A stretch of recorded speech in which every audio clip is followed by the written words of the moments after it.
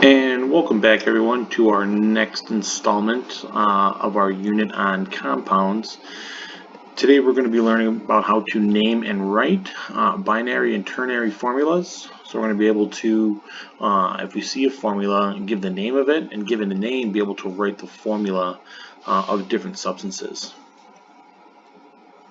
I'm going to first start with binary compounds. These are compounds that are made of two elements, and they're always, we've talked about this before, they're always combined in a set ratio. We always use the example of H2O, which is a 2-to-1 ratio, hydrogen to oxygen. We're always going to use whole number combinations. We're not going to use decimal combinations. The ratio is going to depend on the oxidation numbers of the different atoms that are going to be combining into a different compound. We see the common charges of our different grouped elements here.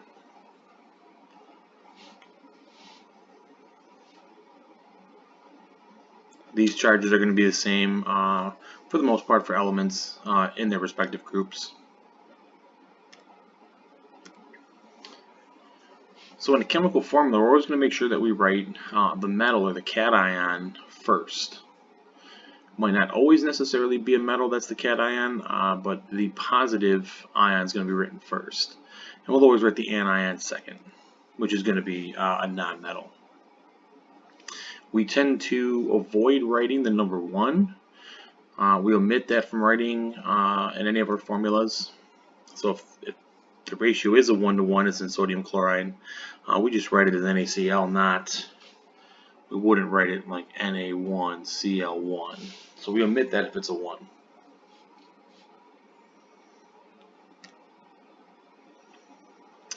To determine how many of each type of atom we're going to need in a compound, the key here is to balance charges.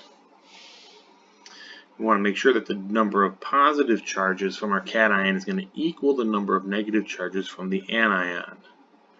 Sometimes this is easy in a nice single ratio, sometimes it's not, but there's a little trick that we're going to learn here. As long as the charges match, we're only going to need one of each, and it doesn't matter if the charge is +2 and -2, +3, +3, or +1 and -1. They match, so it's going to be a 1-to-1 ratio. And this should be a -3, not a +3. So these would all combine in a 1-to-1 ratio. For example, KF 1-to-1, potassium fluoride, zinc sulfide, and aluminum nitride, all in 1-to-1 ratios. These are 1-to-1 ratios. If the charges are not equal in magnitude, we're going to have to figure out how many of the smaller charge we need to cancel out the larger one. Before I get to that, there's a little trick here, and I'll show you this on the next slide. The +2 charge we have from calcium means we need a total charge of -2. Since each chlorine is -1, that means we're going to need 2 chlorines. And this would remain true for the other examples here. Iron is a +3 charge, therefore it's going to need a total of -3. So a -1 times 3 would give us a total charge of -3. That, given with the +3 of iron, would give us a total charge of 0, and that's what we're after here.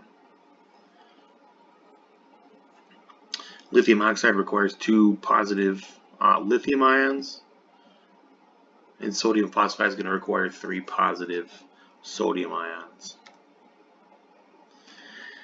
So if these charges are unequal but higher than 1, the term that we're going to want to remember here is swap them and drop them. What that means is we're going to swap these numbers with each other and then drop them down so they become our subscripts. So copper +2 and nitrogen -3, we'd swap those numbers, which means a 3 is coming here and a 2 is coming here. For chromium and sulfur, we swap our numbers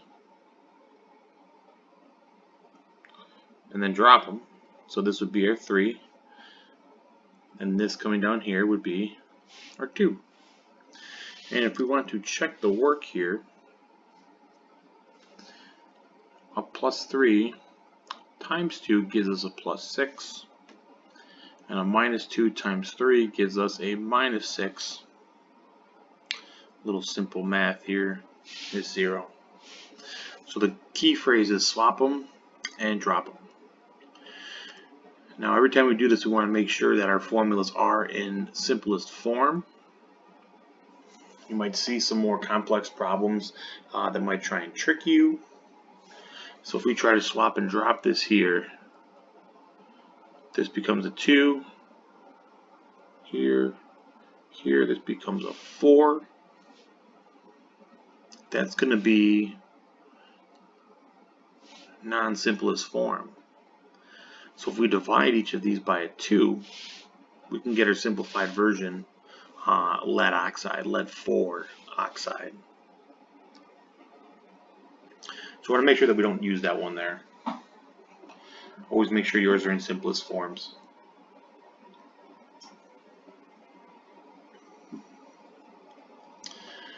So we determine the formula from the charge.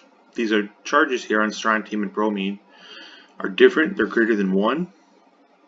So we're going to want to swap and drop. 1 comes here, 2 comes here, and we get SrBr2. Feel free to pause this and try some of these examples before you move on. Our next example here, different, greater than 1.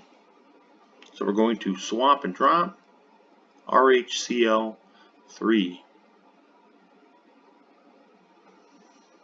Let me check here. This is a 1. 1 and 3 cannot be simplified. We omit the 1 there.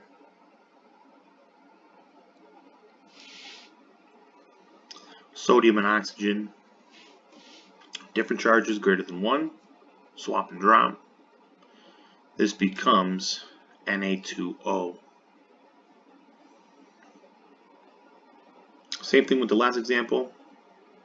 We're left with cesium nitride, CS3N. And again, just to verify, plus 1 times 3 gives us a total of plus 3 charge. The minus 3 here, we have a total of 0. It's a good way to kind of check your work. So since we're talking about ionic molecules, we know that there's always going to be one metal and one non-metal. We're always going to name the cation first in the name. So in the formula and in the name, cation is going to go first. This is kind of a little bit of a review from naming that we've done prior. As long as there's only one positive ion, we don't have to list any of the oxidation states. We just put the element's name. But if there is more than one positive ion, we have to use a stock system using Roman numerals. And that's going to indicate to the reader what the charge is, so they can properly diagnose what the formula of the name is and what it's representing.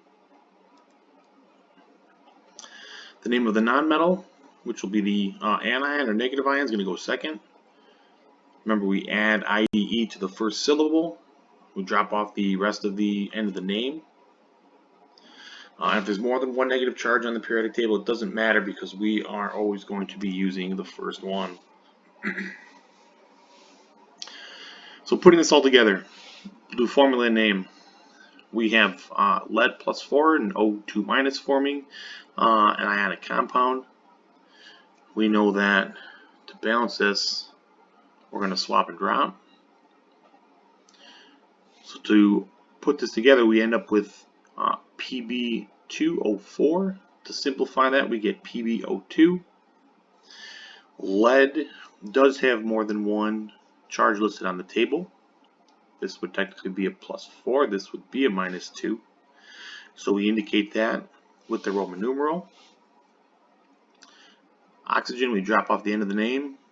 We add IDE to the first syllable, and we get lead 4 oxide. Not too bad. So we should be able to name binary compounds.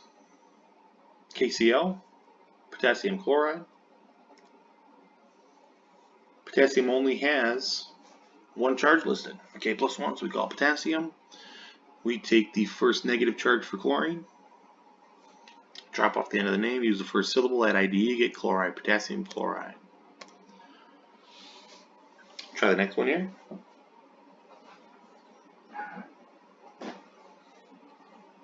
ZNO, zinc oxide.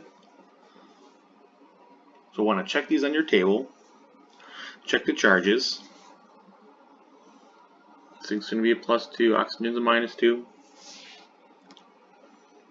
So we have zinc oxide. Now comparing our charges here, we don't have to use a Roman numeral because zinc only has one charge. And we have our oxide. So 1-to-1 ratio, zinc to oxygen. The next one here. It is iron bromide. We have to specify which type of iron it is. And we use that, given the charge here, on bromine. We're going to use the first charge listed, which is -1. So the total here, -1 times 2 is -2. And since we only have one iron here, this has to be a +2. That's why we're going to use iron 2 and call it iron 2 bromide.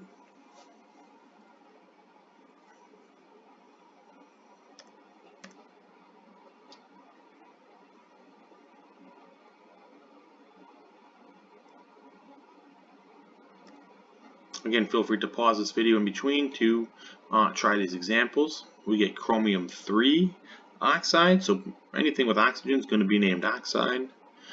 And really all we got to do for the cation is check and see if we have multiple oxidation states in order to name this correctly.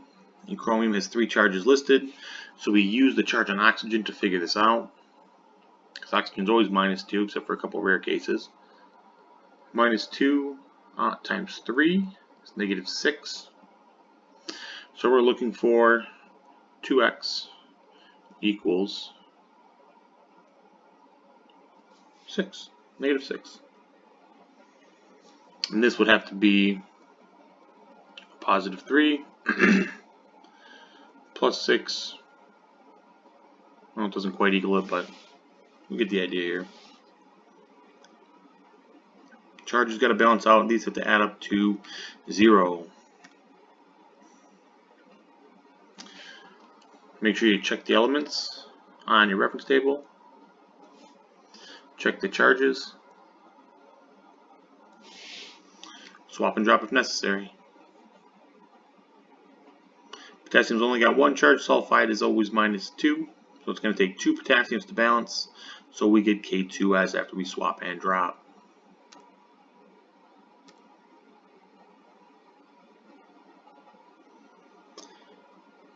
Cobalt 3 oxide is telling us that we have CO +3.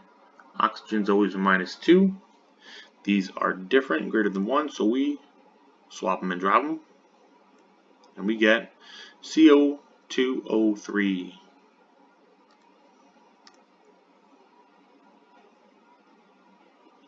It's going to require a little bit of work going back and forth between the reference table.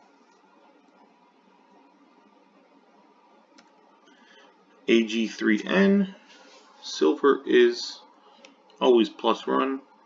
Nitrogen is always, well, we're going to take the first charge, which is -3. We swap and drop those as well. I should have taken that out of there. Next, we're going to talk about ternary formulas.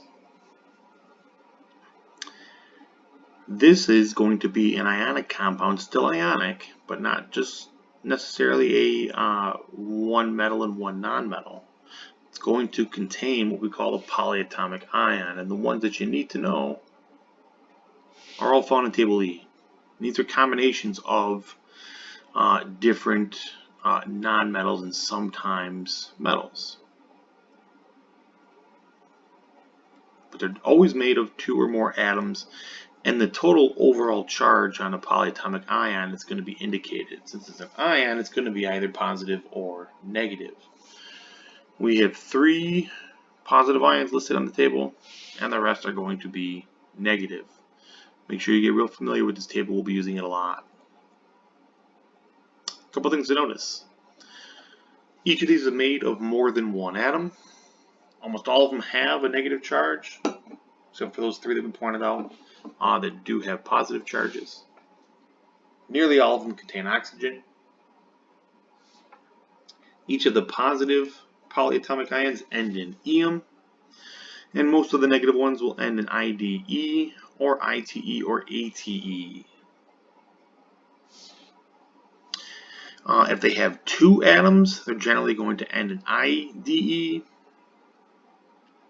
When comparing different polyatomics that have different numbers of oxygens, if you have fewer oxygens, generally 2, we're going to call that ite as in nitrite, which has 2 oxygens here, so it gets the ITE designation, and that would be referring to nitrite, 2 oxygens.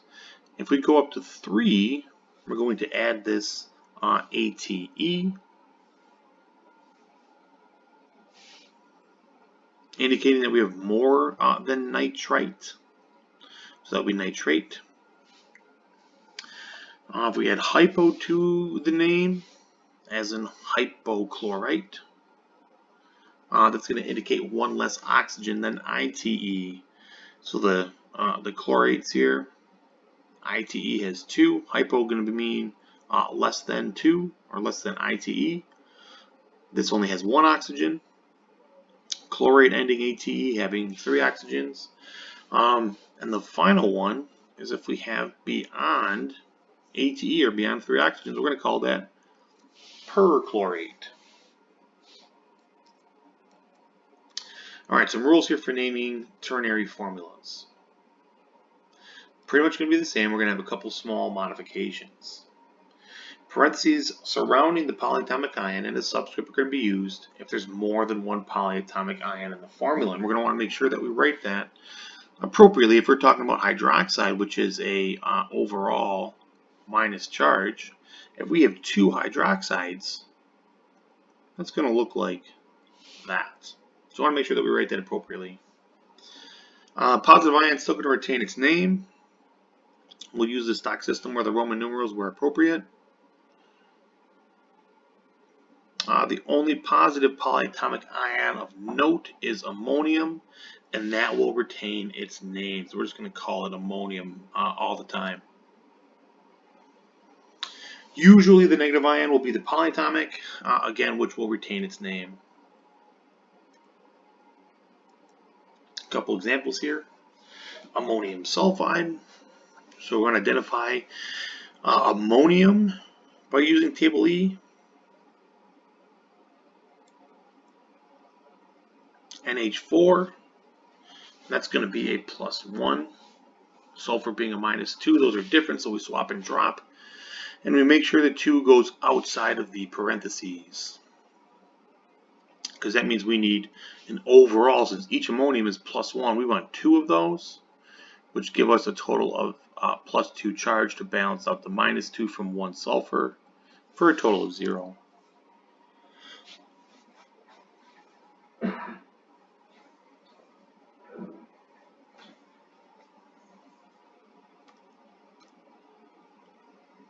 Cobalt-3 sulfate. We know that this is going to be cobalt +3. Sulfate. We want to take a look on table E and determine the formula for sulfate. Want to make sure you're picking the right one. Those are going to be -2. So we're going to swap and drop here. Make sure that the 3 goes outside the parentheses when bracketing the SO4 polyatomic ion. Silver nitrite. Silver, Ag, nitrite. This is going to be a +1. NO2 is going to be a -1. Getting my ites and eights mixed up here. AgNO2, that's a 1-to-1 ratio.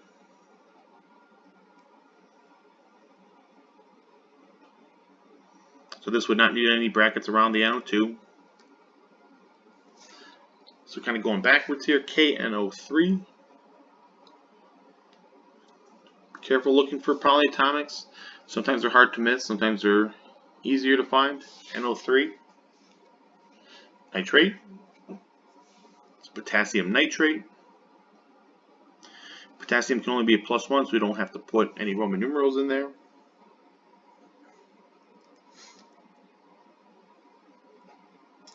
FeNO2. So we have a iron, we have a nitrite. We said this was a -1. -1 times 2, since we have 2 here, is a total charge of -2. To balance that, we would need a +2 to get 0, so this has to be a +2. So that's going to be iron 2 nitrite. Remember, we're trying to get these overall charges to add up to 0. Again, feel free to pause this and do these examples in your notes, and then check your work. Copper 2 chromate. Chromate's going to be -2. So to balance that with 1 copper, since this is 1-to-1, chromate here, those are going to add up to 0. So we're going to use copper 2 instead of copper 1. So it's recently been indicated that Subway is making bread with a special ingredient called dihydrogen monoxide, which is an evil chemical used as an industrial solvent and coolant. It's used in the production of yoga mats and as fire retardant. It's even a waste product of nuclear power reactors. Sounds pretty gross. It's definitely not fresh. So next time you're at Subway, ask them to remove dihydrogen monoxide from their products. Learn the truth about this deadly chemical. Why is that not eating fresh? Well, dihydrogen monoxide, di meaning 2 hydrogens, mono meaning 1 oxygen. We move this around a little bit, this becomes H2O. And that brings us into molecular compounds. We will use a little bit of both here, stock and prefix system. Use a Roman numeral to represent the charge of the first atom written in the formula. This is not used as often, so if we wanted to call something, let's say CO2,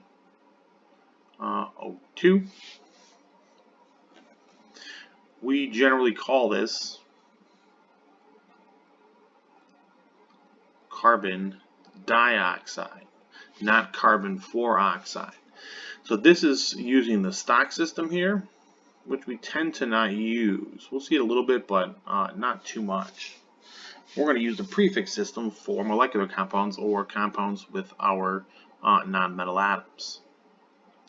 So we're going to use this selection here, prefixes, to do all of our naming. And yes, you do need to know these. Mono may or may not be used. Kind of just depends on the application. Sometimes it is omitted. Try not to get too confused with that one. Di, tri, tetra, penta, hexa. Most of these are pretty straightforward, indicating 2, 3, 4, 5, and 6 atoms respectively. Couple examples. Given the molecular formula CO2, that's carbon dioxide. If we only have 1 oxygen, that's carbon monoxide. And O2, we start with nitrogen. We have 2 oxygens, so that would be dioxide, so that's nitrogen dioxide. Feel free to pause and try the next few. NO3 is nitrogen trioxide. In N2O5, we can add the prefix to the first atom in the formula, so it's dinitrogen pentoxide. Moving on down here, going the other way from name to formula. Sulfur trioxide, SO3, indicating that we're going to have 3 oxygens. Sulfur dioxide would be SO2. Carbon tetrachloride, tetra here indicating 4, so that's 4 chlorine, CCl4. Dinitrogen tetroxide, N2O4. So sometimes you get tetr, the O being part of the oxide, or tetrachloride, kind of depends how it falls with other vowels. So those mean the same 4, but a slightly different modification to the prefix. Diphosphorus trioxide, P2O3. We cannot use the prefix system to name ionic compounds. We only use the stock system for ionic compounds. Have a great day, everyone.